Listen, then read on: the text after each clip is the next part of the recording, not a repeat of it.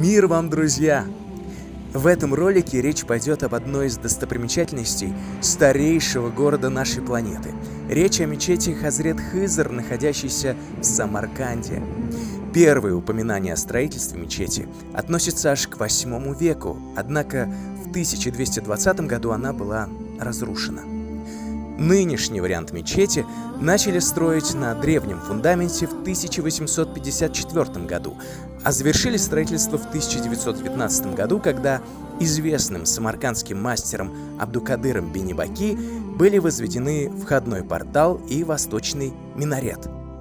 Название мечети связано с именем Хизра, мир ему. По мнению некоторых исламских ученых, Хизр является пророком, другие же считают его праведным рабом Всевышнего Аллаха. Мечеть Хазрет-Хызр является ярким представителем народной архитектуры самаркандской школы.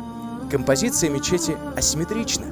Основными ее элементами являются зимняя ханака, перекрытая куполом, и колонны айван. Поскольку мечеть находится на возвышенности, с ее территории открывается вид на Самарканд потрясающей красоты.